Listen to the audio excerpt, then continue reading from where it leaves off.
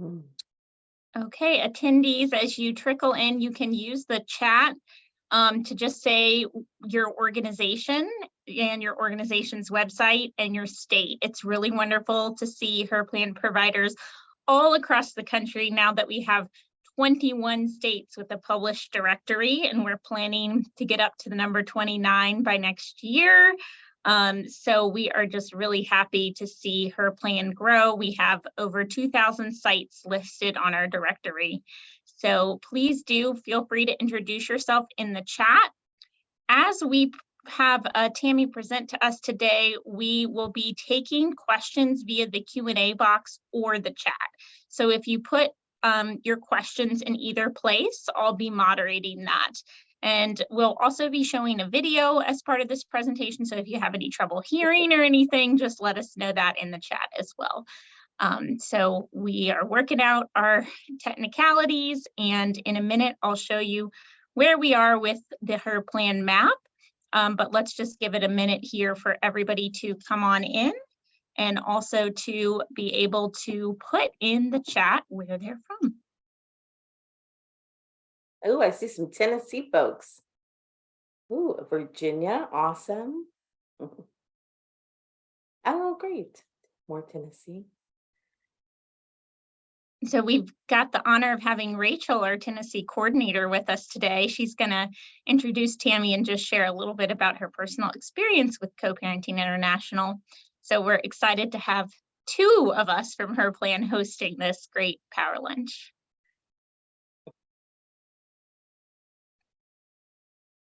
Hello, Mary Grace. Love seeing my Georgia friends, my Virginia friends. I lived in Georgia for 2 years over the pandemic, but surprisingly made a lot of friends with the pro-life movement. Texas, Alabama. Love that. It's really fun to see the websites because people can go on and see your really unique services. And I feel like every organization is contributing something to our network. So it's really cool. Wow. Is there a So, number that tells us how many are on today? yes, we've got 19 attendees so far, plus the 3 of us. So hopefully we'll get a few more trickling in here. And of course, we had lots registered to receive the recording if they couldn't make it in person here, or virtually, I should say.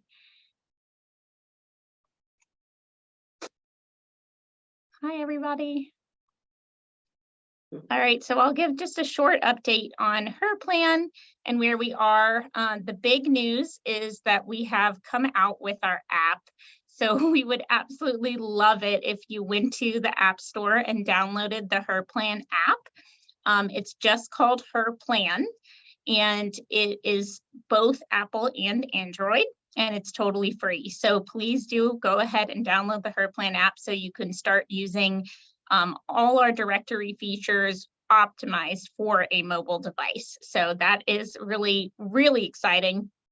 And also, if you don't yet see yourself on directory.herplan.org, I just wanted to point out that it may just be that you need to load more, or of course, you might need to try a different name if you go by 2 names. And if you want us to make any edits to the way you appear, you can just email me or email info@herplan.org, and we will definitely make adjustments to your account.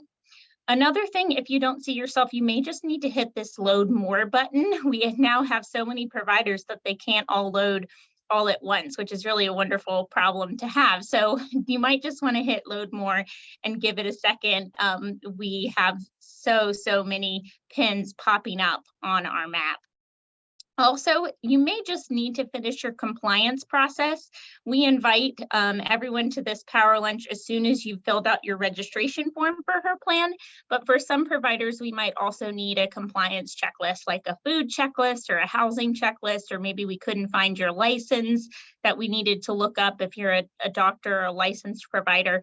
So if you would just reach out again to info@herplan.org, we can get that clarified for you to make sure you actually appear on this main network map. And you'll also feel free to check out additional resources. That's where we put organizations that don't necessarily comply to our full standards. So the color scheme is different. It's a completely separate map, but we have added a lot of pins due to a wonderful focus region project we've been doing in several state coordinator states. So please check that out. And also there's a bunch of virtual resources.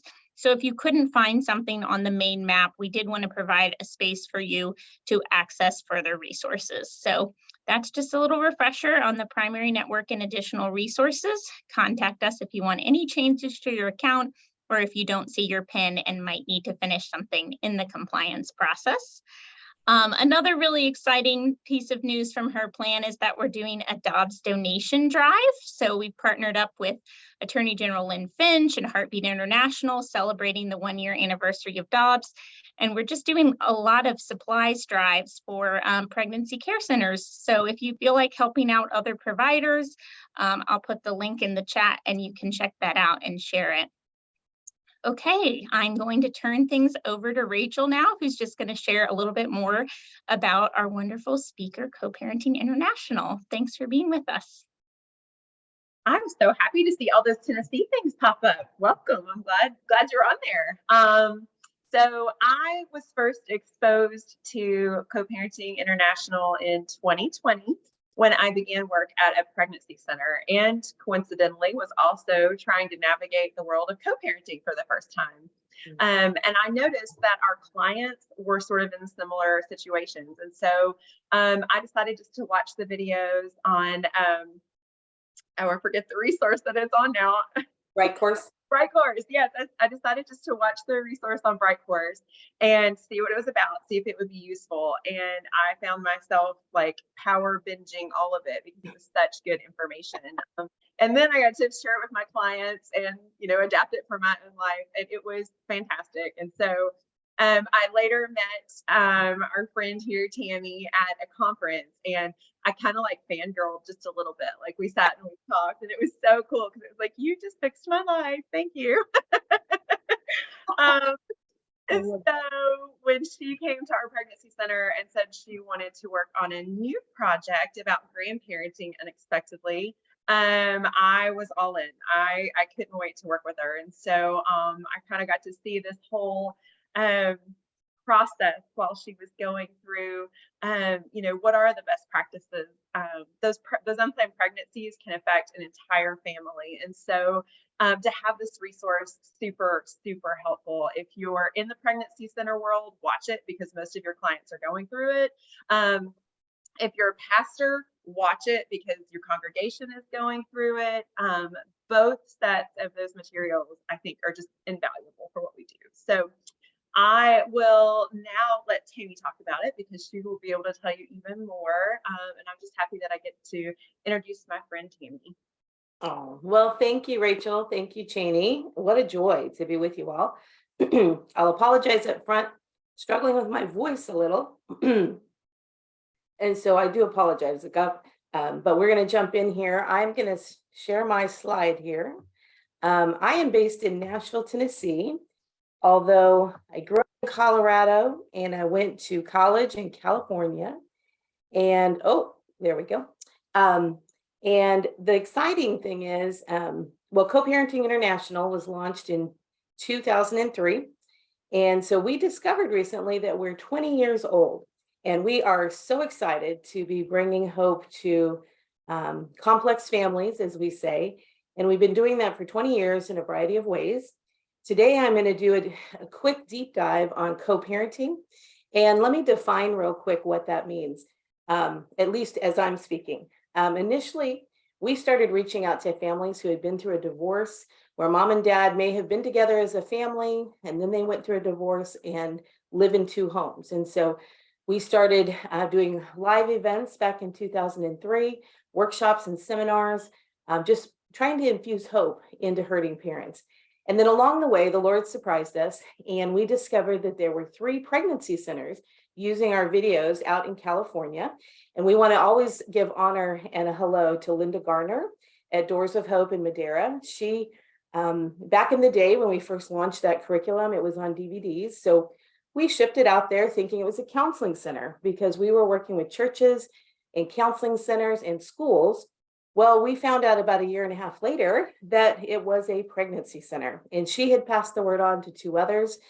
And that's where the beginning of the journey came along for us in being part of Heartbeat International, CareNet, and we've had the honor to work with hundreds of pregnancy centers in a variety of training and speaking opportunities. So we are elated to be in this journey with you.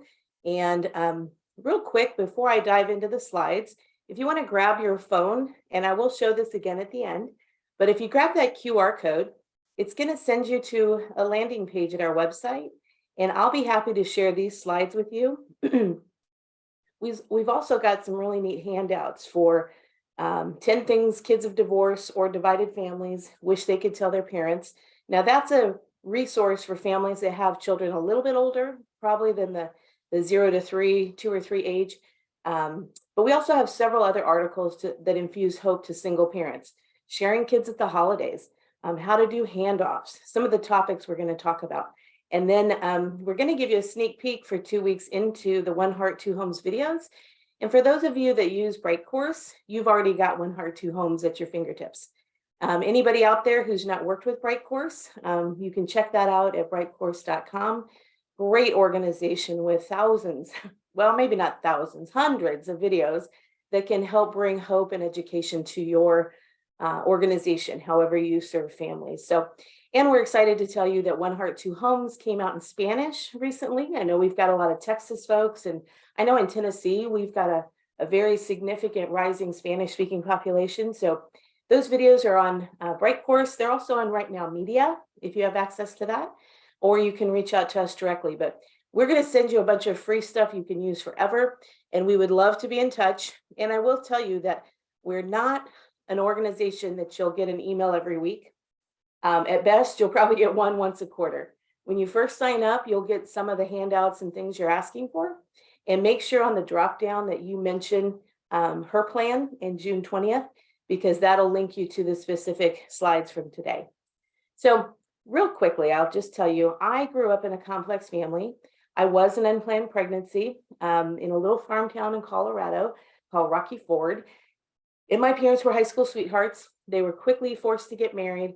Unfortunately, they were divorced by the time I was 1, and on went my life in living with co-parents as my mom and dad. And thankfully, I'll be 54 next month. They're still both alive. One lives here in Tennessee and one in Colorado. But I lived in this growing up with parents who didn't really have any tools. They didn't have any guidance. And so I just thank you for whatever hat you wear when you're serving families, whether they're the divorcing families, never married. Obviously, our pregnancy centers, and a lot of you connected to her plan, are working right in that what I call day one experience, where a young lady discovers she's pregnant, and hopefully her boyfriend joins her in the journey of choosing life. But we really feel, and I personally feel, that 54 years ago, if my mom could have found a place like your place, could have found a friend like those of you that are watching today, I know without a shadow of a doubt, no matter how the rest of the road went, to know she was loved and she was supported, that she was not condemned, that she wasn't broken, that it wasn't over. My whole life could have been better being her daughter. And so thank you so much for the way you serve families, because even if you only connect with them for a few minutes or a few months, and you don't necessarily see the whole picture, I know that God is using you when you help that young lady and that young man know that they've not ruined their lives, they're not broken, and it's not a negative story. When you come alongside and embrace them and cheer for them, give them tools, give them a roadmap, those young people will go on to make healthier choices, mostly because they'll know they're loved by God.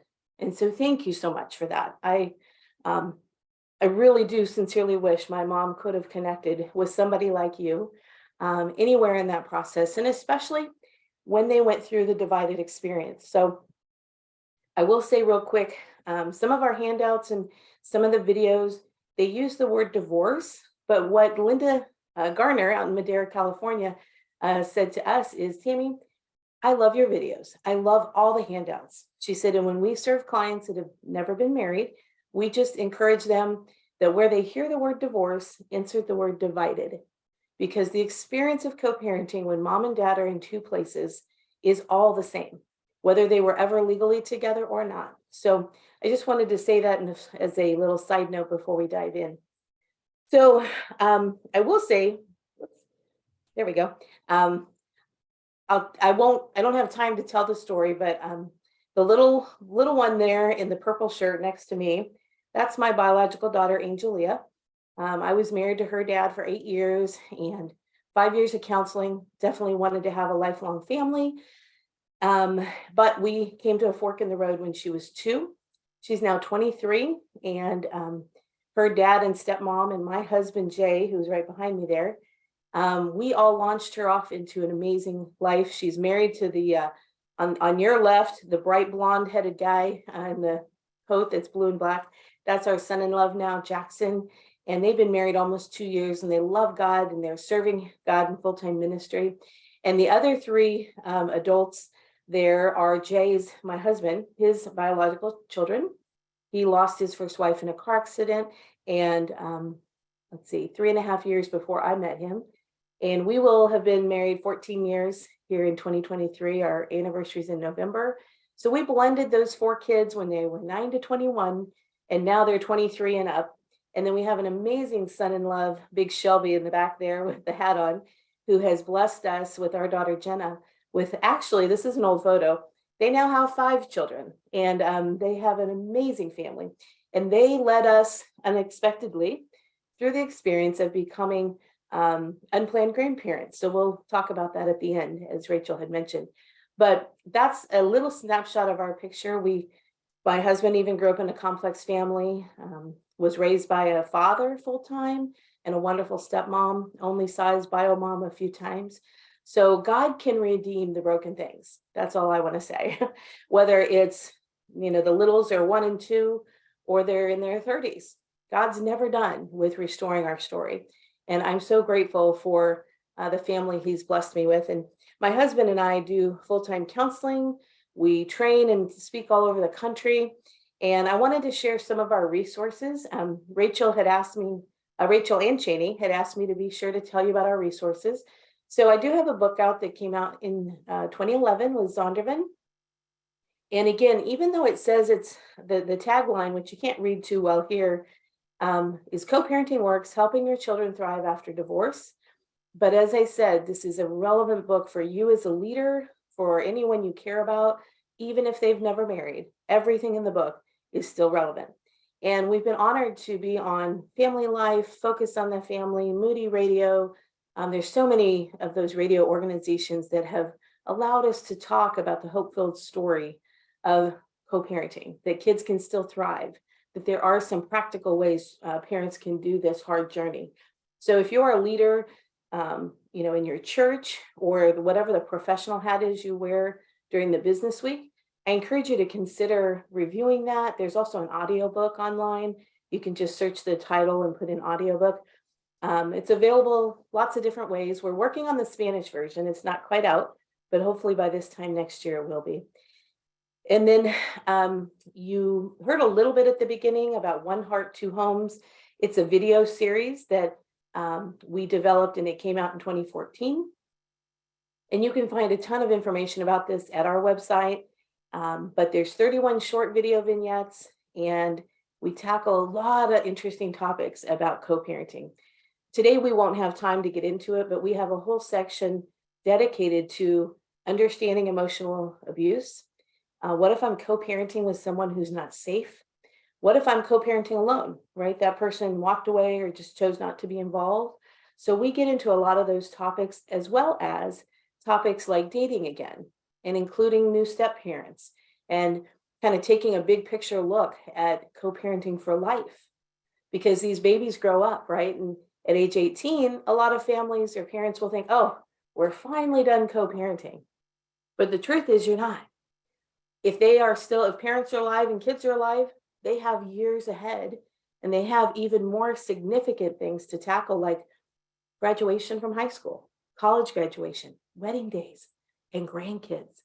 So we try to equip families to not only give them tools for today, but cast a vision of strategy and hope for the long haul. Because hopefully these kids have a chance, even if their parents are divided, to grow up and believe that marriage matters, to believe that family is forever. And I'm, like I said, I'm so excited that our daughter Angelia, though she spent half of her life back and forth between her dad and I, since she was 2, she always, I and her dad always upheld to her God's plan for lifelong marriage.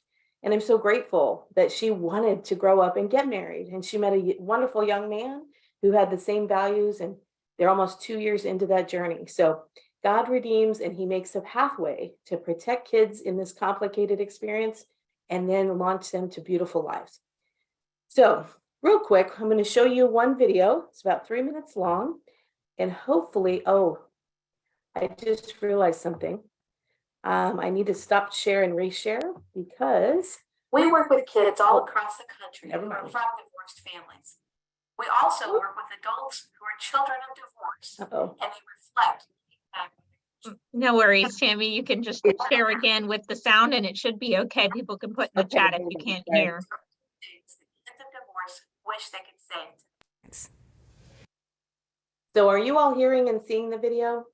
I can see it now. Try playing again and make sure we can. Okay.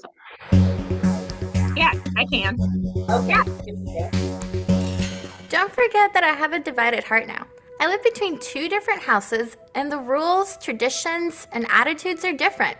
Be patient with me when I forget things or need some time to adjust from house to house. Please buy me enough stuff so that I don't have to live out of my suitcase half my life. I want to feel at home in both places.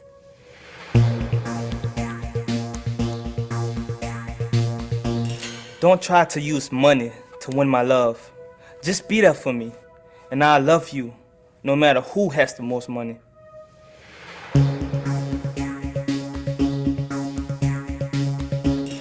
Don't make me pick who I want to spend time with. It's not fair, and it hurts me when you do that. And don't keep track of my time like I'm on the clock. It doesn't always have to be even. Just love me when we're together, and don't make me feel bad about not spending the same amount of time with each of you.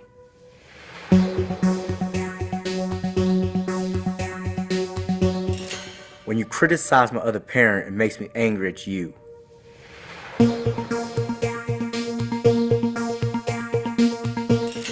Get a counselor to help you with your problems. I need you to be strong and stable. That's what matters to me. I don't want to hear about your dating or your disappointments. I don't want to hear about your problems at work or how our family is struggling. Please talk to someone else about those things. I need you to be my parent. Don't make me yours.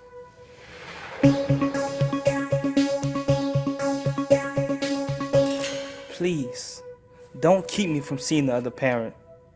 That will only make me resent you later.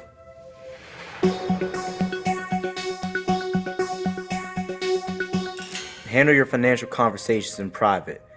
I don't want to hear about that, and I don't want to be your messenger.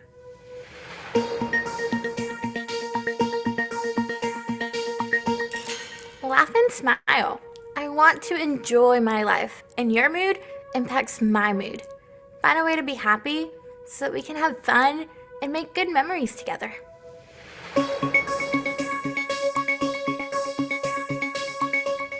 The harder you make it on my other parent, the harder you are making it on me.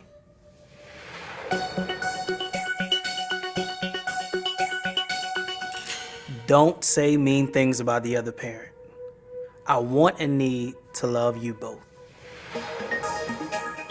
Now that you've heard from kids of divorce what they wish they could say to their parents, we encourage you, please continue to be their voice. Whether you're a parent or a gatekeeper, whatever it takes, step in and help these kids have a whole and healthy life. So let's see now if I cannot break the computer. Hold on, it's about to start over. There we go. I am not great with technology. So, all right, do you all see a slide hopefully now? Back to our regular We just slides. need to full screen it or something. We can only see part of the slide. Oh, okay, hold on here. So sorry.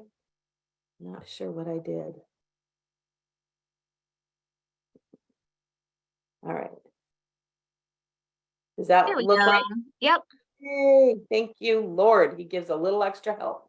So again, I'm going to send these slides to you. So I'm not going to go over this in strong detail, except to say, if you have access to Right Now Media at your organization or personally through your church, then you already have access to all these videos.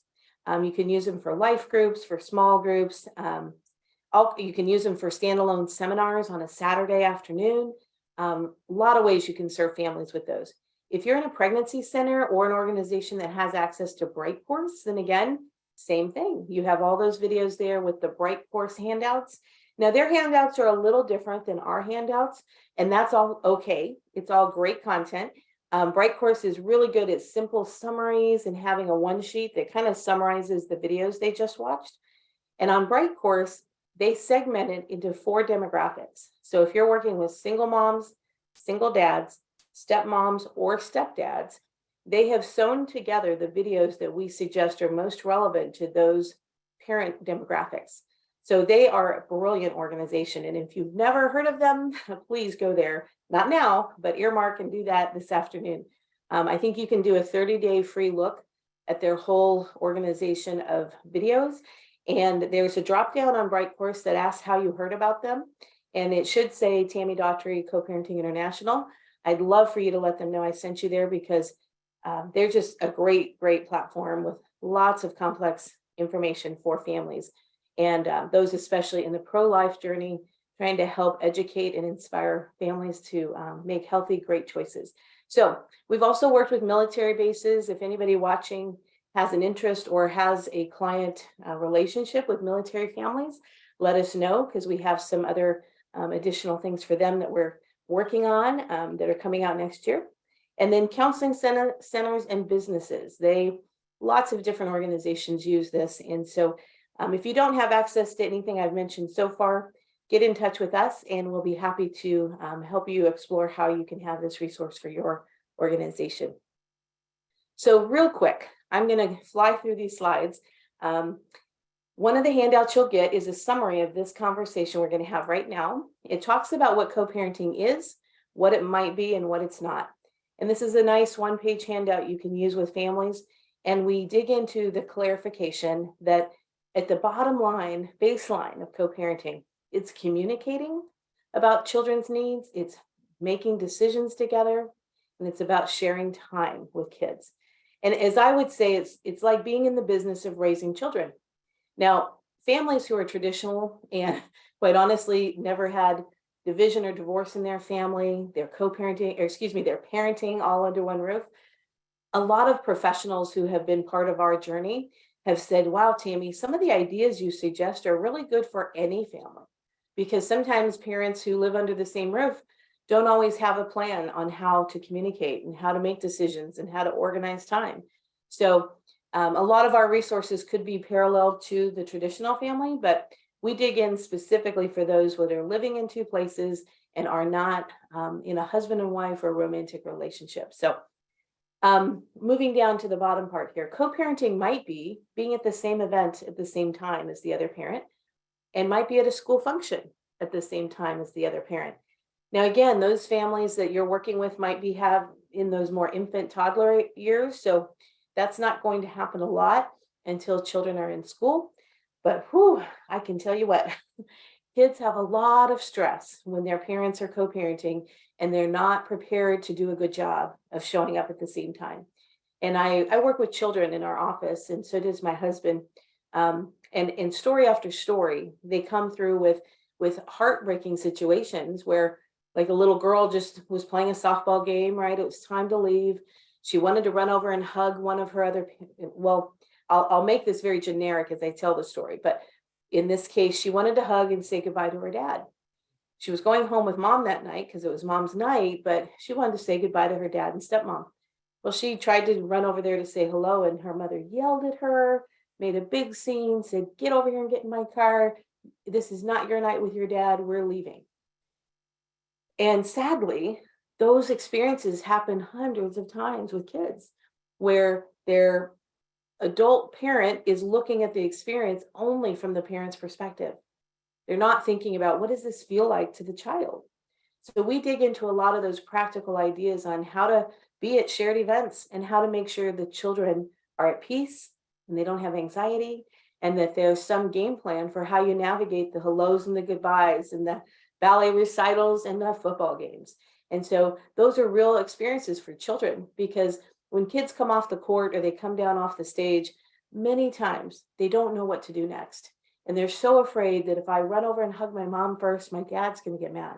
Or if I hug my dad first, my mom's going to get mad.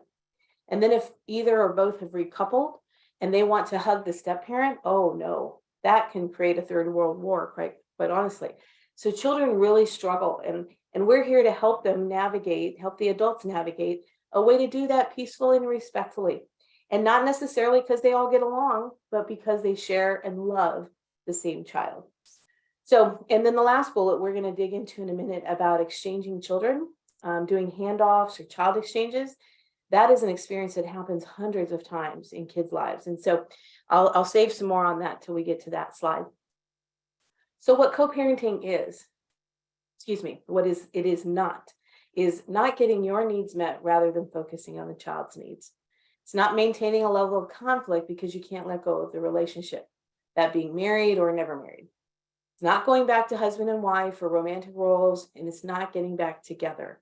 And the reason we clarify that is quite often we're working with families where, they do share one or more children, and one of them or both have recoupled.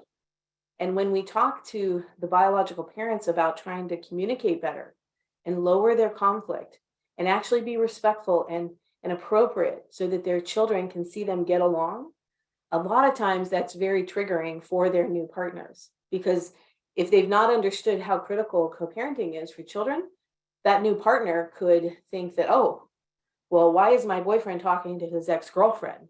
That's not right. They shouldn't be talking and getting along, right? Because in their mind, they might think, well, is there some inappropriate agenda here? And we always try to say, unless two biological parents want to reconnect, they both want that relationship, then this is all about the business of parenting and making life as stress-free as possible for children. And I will say on a side note, don't get us wrong, we love marriage and we love the idea of parents who share children being together. What we want is a family that would be healthy and whole and strong.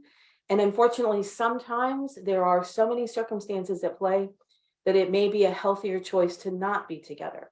And so we can't give a one-size-fits-all answer to all of that, but we're here again, first and foremost, there have been a few times people reconcile, but that's when they both want it and they both want to do the work of being healthy together.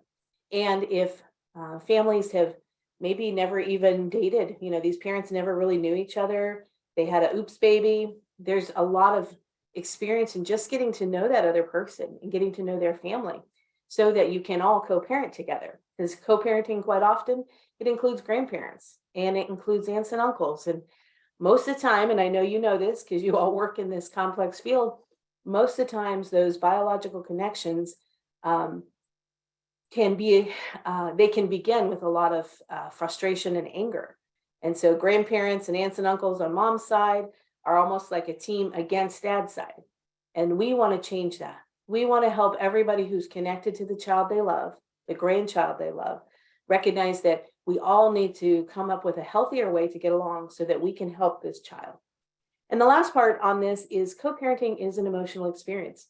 And part of what we want to do is help parents foster a sense of belonging so that when the child is at mom's, that child feels like they belong there, even if they don't live there full time. And the same with dad, that the child belongs there, that that's also a home to the child, even if they're only there, a few times. And I can tell you, I grew up in a family where I only stayed at my dad's 4 nights a month. He lived an hour away. I went back and forth Friday to Sunday every other weekend, probably hundreds of times, maybe even could almost be 1,000 times.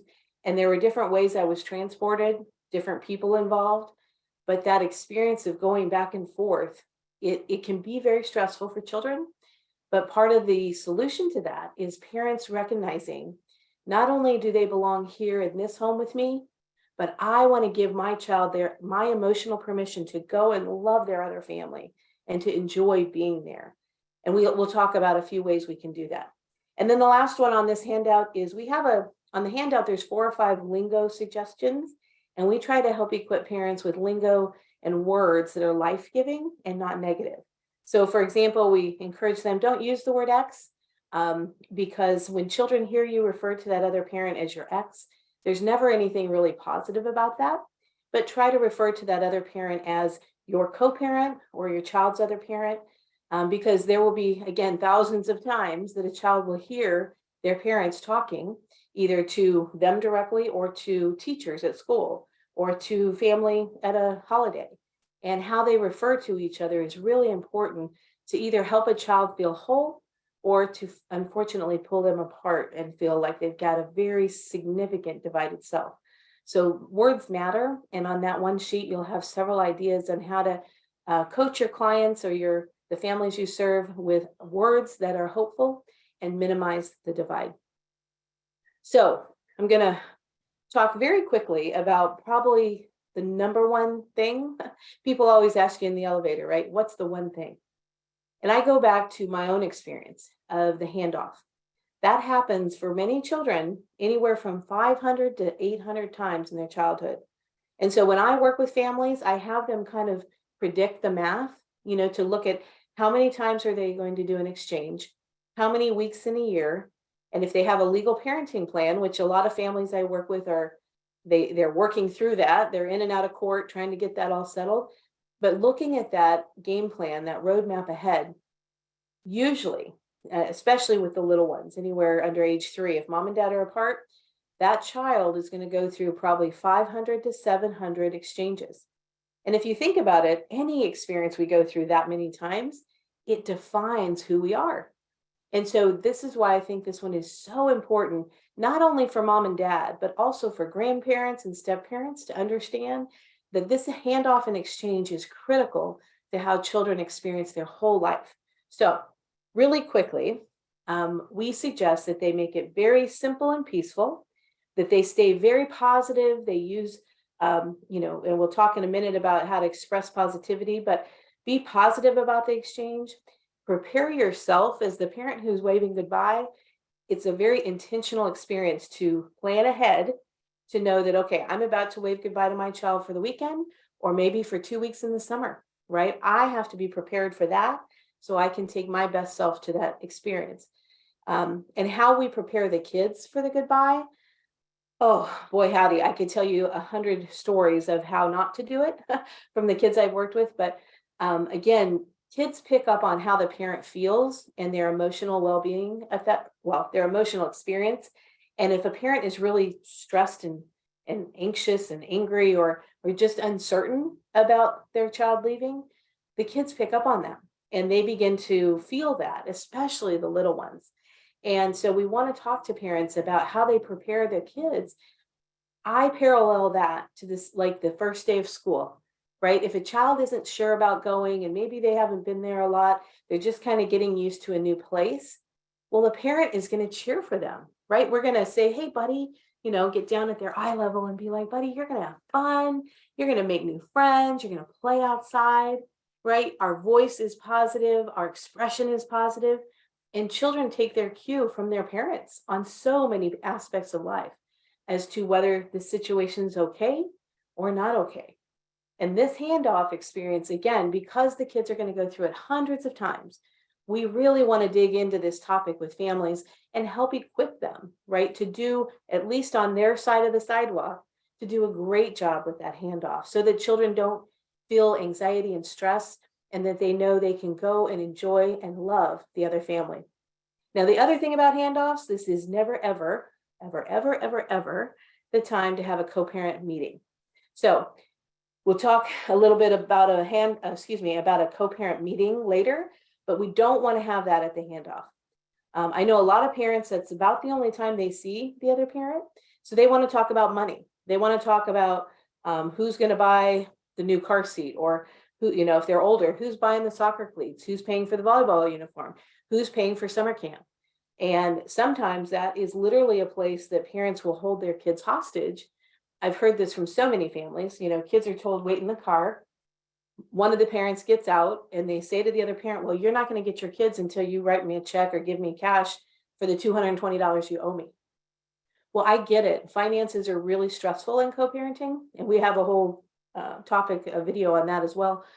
But talking about that business part is not healthy at the handoff, because what children need to see, they need to see those parents get along.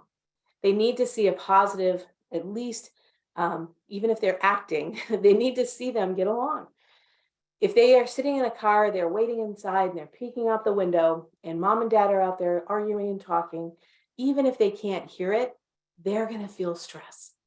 Because if they're seeing the hands fly, I know I talk with my hands. You've probably all noticed that, right? But we all do. We have expressions that you don't have to hear them to know that person is not happy.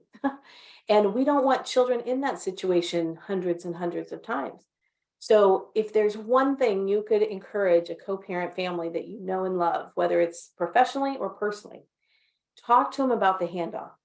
Talk to them about the importance of never, ever, ever, ever, ever having a business meeting at the handoff.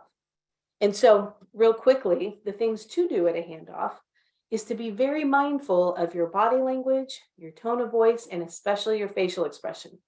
Because as you can imagine, right, if I'm an angry, hurting parent and I'm thinking about myself and not about the child, I come to the handoff and I'm like, oh, have fun, bye. Oh, honey, call me every night because I'll be right here. And oh, honey, don't worry, mommy will come get you if anything's wrong. Whew, can you imagine the child just in that 15 seconds, how stressed they're going to feel? And instead, what I had tried to do hundreds of times with my daughter was, her name's Angelia, you saw her in that video, is say, Angel, your dad's coming, you're gonna have a great time. And I'd get down there and look at her and say, babe, you're gonna have so much fun with your grandma in Georgia. You're gonna have time to see all your cousins. And oh, you're gonna have a wonderful Christmas.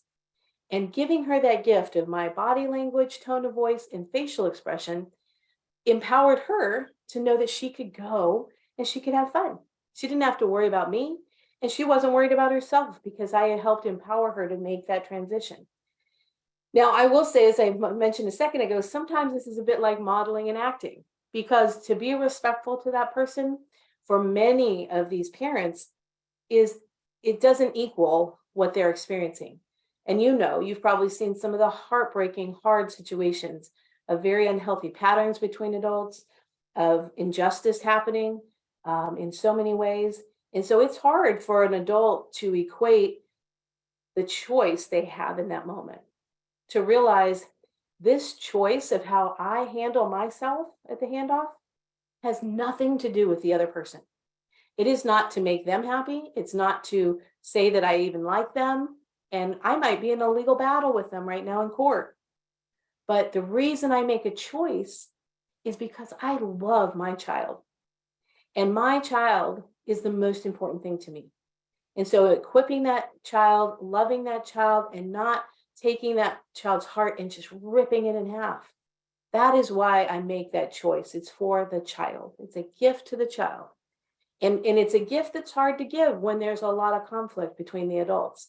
But we try to really help our families think about doing that hundreds of times helps your child feel loved and whole and safe wherever they are. They don't feel like they have to make a choice on saying goodbye to you and saying hello to the other parent. That handoff is the emotional roadmap that sets the course for so much of their life. A few other things I'd mentioned a minute ago. Some of the families you work with, they may not have had a child go to school yet, right? This little one who maybe is born and is 2 or 3, they'll get to that point, but they probably, if they're a working parent, they probably take that child to a daycare or to another family member. There's probably a time they say goodbye to that child in other circumstances, right? And if those circumstances are something that they're less stressed about, then they're probably really loving to the child, right? If the child's holding on and not wanting to let go, they're trying to say, honey, you're going to have fun today with grandma, right? Or you're going to have so much fun in there at daycare with your friends. That same expression of hope and happiness, that the parent uses to coax their child to make that transition and to say goodbye, that's the root of what we want to try to implant into the experience of the handoff. And again, it sets the tone emotionally if this child has permission to go, or if they feel like there's an emotional hook pulling them back to one of the parents. So, bottom line, as peaceful as possible, happy as possible, and I always say to parents, even if you're the only one who shows up with a smile and acts respectfully, do that, because your children are watching, right? And they're watching each parent. And you can't control the co-parent. You can't make them do the right thing or stop doing the wrong thing. What you can control is yourself. And so for years and years, these children will grow up and watch that each parent. And 20 years from now, they'll look back and tell the story of each parent.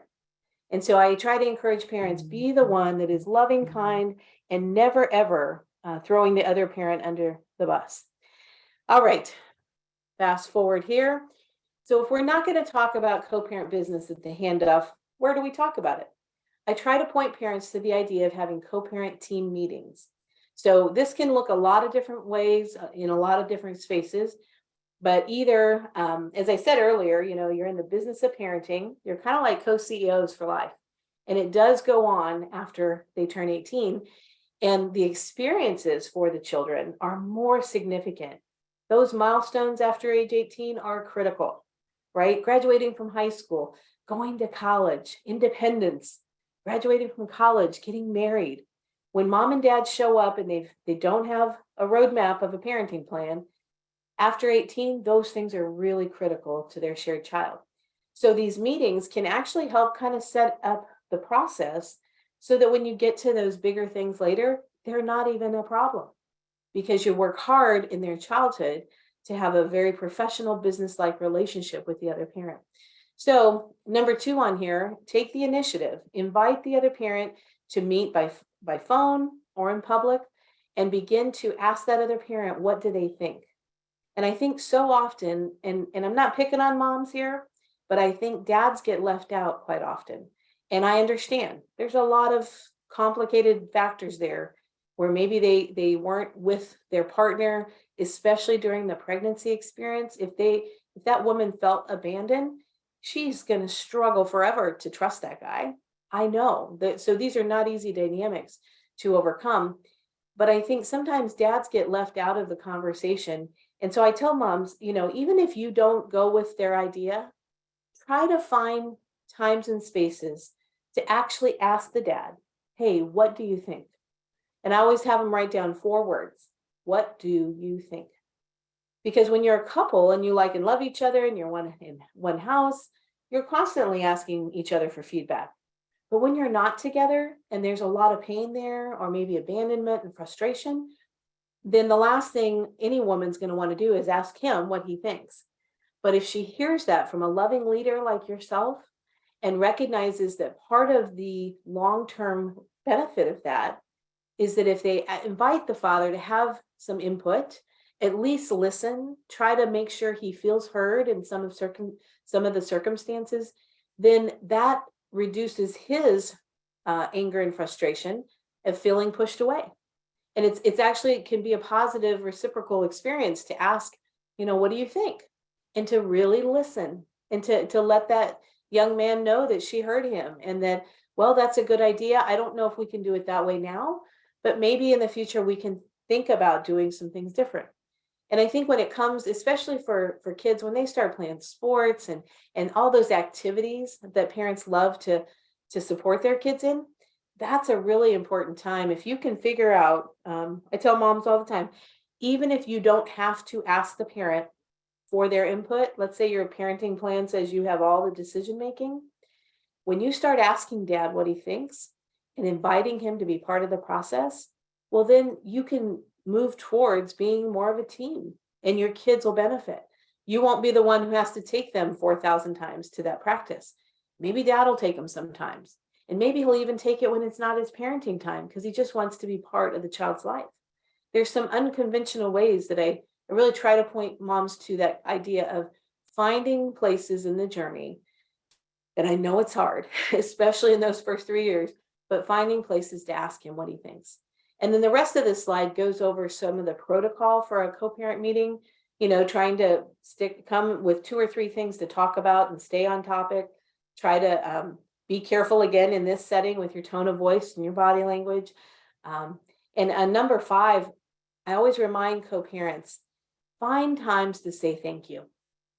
If your co-parent 8 times out of 10 is really frustrating to deal with, but once in a while they actually show up and they do a great job, or they follow through on something that's important to the child, don't forget to say thank you, right? Because when we don't say thank you, for people we like and love and get along with, it's a little more easy to say thank you. But when there's stress between the parents, a lot of folks don't ever say thank you.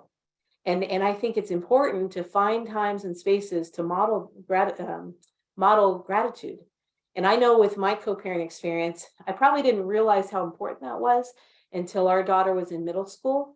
But I would text sometimes, I would call sometimes, and I would put a joint text in there from my daughter's dad and his wife and just say, hey, thank you all so much for all the things you do to help Angel Leah succeed at swimming or at basketball or whatever that thing was we were doing. And I tried to lead the way to be a grateful person and to tell them how much I appreciated them. So I'm going to dive on into the next slides because I'm running out of time. But I will say too, on the information you're going to get, there's some co-parent apps that help parents with this communication process. And on the next slide, we have a few of those listed. So again, you'll get this whole slide. So don't worry about writing these down or grabbing photos. But there's some great co-parent apps that help them organize and stay on the same page with scheduling and receipts and doctor appointments and all those things. And so the last thing I'm going to land on real quick is when I'm working with co-parents, part of them being a great co-parent with their other person is being sure that they have healthy community. When moms and dads are going through the journey, especially in the beginning, right? New babies, that is so overwhelming. You don't know if you're doing it right. Figuring out who are my 3 a.m. friends. Who can I call in the middle of the night, even if my world feels like it's falling apart, to listen and to be a safe place to talk and maybe to give me some feedback. And I know when I was going through my darkest couple years, right after the divorce and trying to figure out, I was 32, trying to figure out what is this new life now. Thankfully, I had one person my age, somebody that was a little older, like a mentor, and a third gal that's kind of like a second mom to me. And I literally asked those 3 women, would you be my 3 a.m. friends? And I said, sometimes I'm going to need you to check in on me. And sometimes I'm going to need help figuring out what to do. And I think part of being a healthy, stable single parent can come from having healthy community. Sometimes when we're going through something hard, we pull away. And especially, I'm an extrovert, so I actually reach out probably because I just love people, need to be with them. But my husband, for example, he's a high introvert. And there's been a few pockets of time where he looks back on his life and he's like, I really was isolated in a time that was probably the hardest season of my life. And I really should have been more intentional to reach out and find community. So encourage those families that you're working with to look for healthy people to help mentor and walk alongside them. Because again, as you'll see here on the bottom of this slide, another element of co-parenting is, what do I do with all my alone time? What do I do when my kid or my child or my children are at the other parent's house? Am I depleted and depressed? Or do I make a plan with intentionality to spend time with other people, to do things that are meaningful? I know when I was first single, being a single mom, and we had a 2-week break in the summer, when I had my daughter, that was so much fun. When she was with her dad, that was hard. And I didn't have a lot of money to travel or go anywhere and do something, on my own. So I got my calendar out and I made sure to make a meaningful plan for every single day that I was alone, so that I was either out serving, I actually went to the homeless shelter and I served in the women's area a couple times. I went to dollar movies when they used to exist. They don't really exist anymore. But I reached out and had time with friends I hadn't seen in a while. But I could look at my calendar and know that, yes, I have to work and all those other things. But in that alone time, I've got a meaningful plan so that when my daughter comes back after 2 weeks, I'm my best me. And I haven't spent 2 weeks finding unhealthy coping mechanisms to deal with that pain. And so even though that's an individual part of this, it gives us the strength to then be a healthier person, so we're a better co-parent. And when our kids are away, finding ways to let them know that we're okay and that we're okay that they're where they are. And that is, there's 101 ways to do that, but I'll just say quickly, around the big holidays, one time my daughter and I were talking, I think on Thanksgiving, and she heard all this noise in the background. She said, Mom, what's going on? I said, well, I've got a house full of friends over. We're having a potluck. And she's like, well, who's there? And I told her some of the names she knew. And she's like, oh, you're having fun without me? And I said, honey, I said, I think about you every day. And I know you're having a wonderful time with your dad and your dad's family. And when you're gone, sometimes I do things with my friends, but I think about you every day. And she came home from that trip and she put her little hand on her hip and she's like, what else do you do when I'm gone? Because she's an extrovert like me. She does not want to miss out. But I took that as an opportunity to let her know that I'm okay. You don't have to worry about me when you're away. And your job is to be a kid and have some fun with your other family. So those are some things that when we build healthy community, then we have strength to let our kids enjoy their time away, and we can be a healthy person while they're gone. So there's a little more to this presentation. It will all be in the slides that I share with you, but let me go down to the bottom real quick and just throw that QR code up again. Whoop, I clicked too quickly. Oh, and there are door prizes. I'll explain that. Let me get to the next slide. Okay, there's the QR code. And so with that QR code, you're going to get these slides and then several handouts. And from those of you that sign up today, we're going to pick 2 people and mail you a free book, the co-parenting book. And then we'll select one winner to give a 6-month free video link to One Heart, Two Homes. And we'd love to gift that to you for 6 months to just see how you can help families and serve those in your community. So hopefully everybody grabbed that QR code. And at the end, oh, isn't he cute? There's my Mr. Wonderful. I was just going to say we do trainings and we love to work with organizations all over the country, digitally and in person. So our information is there if you want to get in touch. And then landing at this fall, we're releasing the Unplanned Grandparenting Project.